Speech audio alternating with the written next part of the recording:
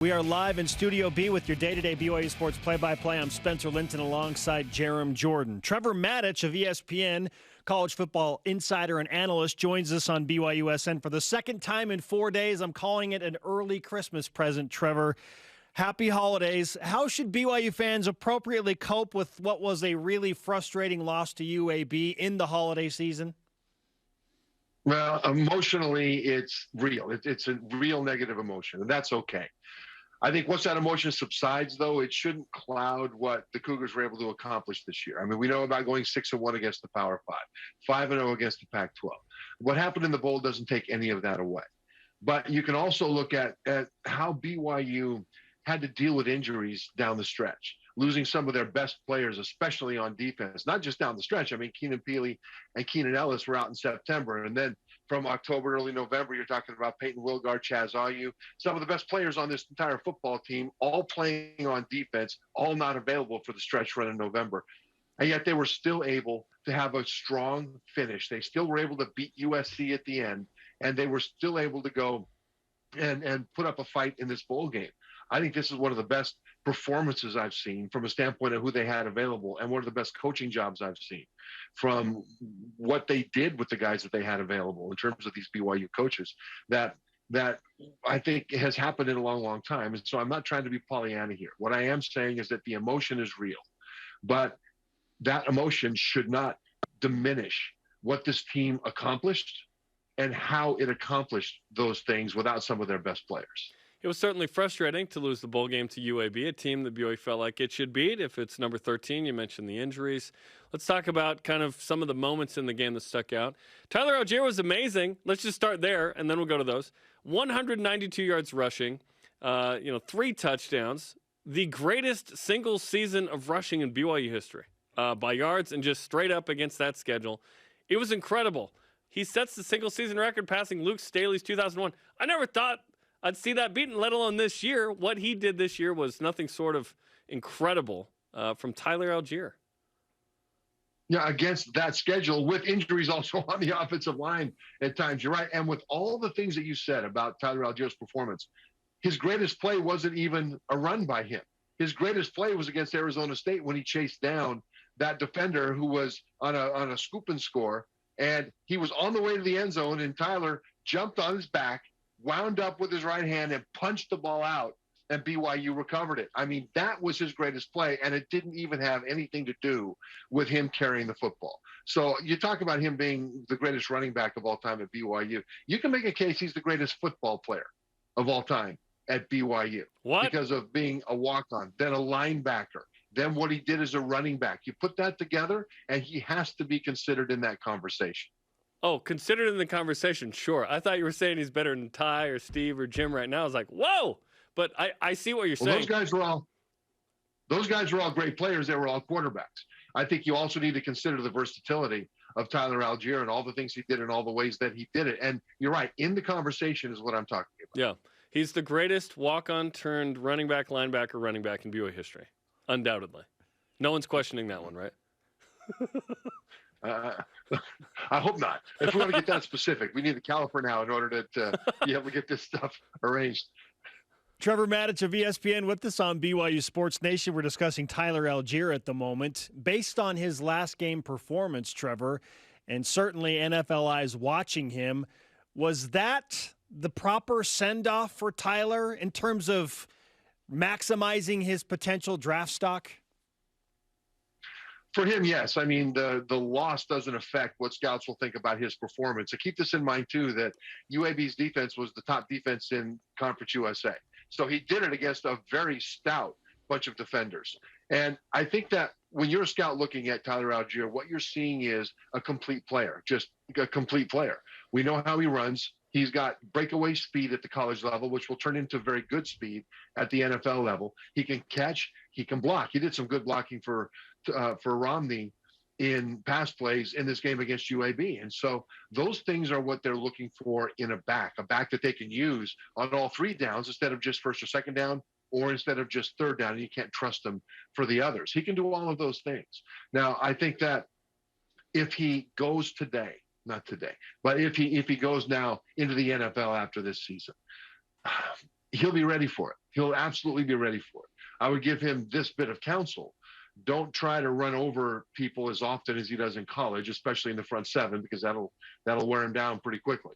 You know, he's got to know when his journey's over, and he's got to make some moves. When in college he would run over people. Still, he's got the ability to do both. And if he does decide to go, all BYU fans can be is appreciative of what he's done here. Absolutely. But come back for another year, Tyler, please. We need you against Notre Dame. Let's talk about some of the plays in the bowl game that stuck out that didn't go BYU's way. Certainly an early kind of 4th and 7. BYU throws for like 3 yards on that one. A quick out, I guess, was the check down there. Going down 14-0 didn't help. There was a 4th and 1 where you don't hand off to Tyler Allgeier. And then the Samson Nakua catch and fumble didn't seem like it was a catch at all. Which of those plays and situations kind of stuck out as bigger determining factors in the loss?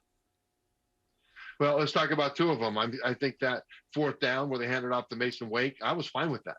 If he would have gained that yard and gotten first down there, everybody would have said what a brilliant move it was, because the entire defense thought that Tyler Allgeier was going to get the ball, and they did a quick handoff to the fullback, and he's a powerful runner too. Well, it didn't work out.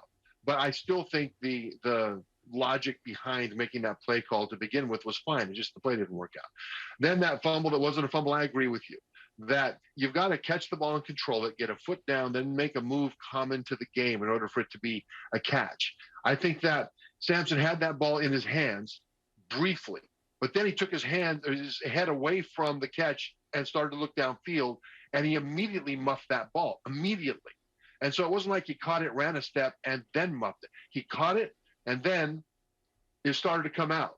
And there are different angles that show, especially the angle from in front that shows that. So I think that the replay officials just let it stand because they thought there was enough of a question that they would just let it stand. They didn't say it was confirmed, but this really came down to what the call on the field was, because if they called that an incomplete pass, it would have stayed an incomplete pass. Trevor, I asked Kalani Sitake after the game what the officials told him, and he made it clear that they said, look, you're going to waste your challenge if you use it right now. It's just going to be a waste of time. We're not going to overturn that call. In the circumstances, and now that we have hindsight, would you have still thrown the challenge flag just to take another look at it? No, because every play in college is reviewed, every single play. And so if there's a handoff that goes for 4 yards and the ball doesn't come out, technically that's review. If the ball does come out, that's also review. And if the officials can tell that the ball carrier was down before it came out, then they won't disrupt the flow of the game. But if they're not sure and they want more time, that's when they signal down to the referee, and the referee blows the whistle, and then they take more time to review. And so the question is, how much time did they think they needed to review it? They came to their conclusion that it was a fumble, or at least they couldn't tell the difference, let's put it that way, which means the call stands on the field, in the time that they had to make that review. And throwing the flag at that point probably would have been a waste, because I thought the replay officials had plenty of time to make their determination. I disagree with their determination, but you've also got to realize this from a standpoint of the flow of the way fumbles are called on the field. If an official on the field sees what looks like a fumble, that ball comes out, everybody's scrambling for it. What they will tend to do if they're not sure is let the play continue and then let replay sort it out later. The reason for that is that if it turns out to be a fumble and they blew the ball dead because they thought it was not a fumble, then the defense might pick that thing up and score a touchdown, and that is not allowed, and that would be a travesty. And so they'll let that happen and let the replay official come back and say, yeah, looks like the defense had a scoop and score, but actually the ball carrier was down or didn't control the ball if he was a receiver. And that's one of the reasons that there is a bias towards calling it as a fumble on the field if the on-field official is not certain, and letting the replay officials sort it out. And in this case, the replay officials, in the time that they had, and they had plenty of time to do it, I thought, couldn't overturn it. And that's why it remained the call that it was. And so it's unfortunate that that's the way it works, but that is the way it works. Yeah, and it stinks because you don't want to use the timeout to challenge because you want to save those thinking you're going to get a stop and get the ball back, but you also want to challenge in the right call on the field. So that was a bummer. All right, so BYU loses the game. It's extremely disappointing. No one's arguing that. But when the season ends up 10-3 and it's just this massive, awesome year, probably an overachievement, given the way BYU was expected to be, given the way that BYU had a tougher schedule, it was an incredible year. So our question of the day has been, are you still focused on the game, or have you zoomed out to the season? I think we've all kind of zoomed out to the season, besides the challenge flag play, because it was a good year and it should be celebrated in spite of the bowl loss. Yes, although right now I think it's fair to keep zoomed in on that game rather than zoom out to the season, because there are a bunch of, we talked about a couple of them, the game-winning touchdown, the go-ahead touchdown that turned out to be the game winner for UAB. That was another one where it was either a busted coverage or it was incorrect technique by one of the defensive backs, one of the two. There was another touchdown that was definitely a busted coverage, things like that. And even when you've got backups in for injured starters, you still need to play the right way. If you look at what the opportunities were, one play going the other way could have turned that game around. And as ugly as it feels, it still was quite a fight against a good team. I mean, coming into this game, UAB's top receiver was averaging 27 yards per catch. Their tight end was number 2, averaging 20 yards per catch. Their top running back that we sure got a good look at was averaging about 7 yards per carry. I mean, and the best defense in Conference USA. And BYU came in shorthanded and wasn't able to make a couple of plays, but it was a couple of mental mistakes that I think that the team will focus on, that are correctable, that they can get better at next year. You look at Boise now, we zoom back out. We zoom and look at the goodness of the season, but let's also look at the one big missed opportunity, which was Boise, where 3 fumbles that were uncharacteristic of BYU. Guys really trying to do too much, not being lackadaisical, but trying to do too much. Those fumbles basically were the main contributors to losing to Boise State. So we can look at those things from a negative standpoint. All those things I just mentioned are correctable. Now we look at the season as a whole, even with those things. Even with all the injuries, they were 5-0 against the Pac-12, right? They were 6-1 against the Power 5.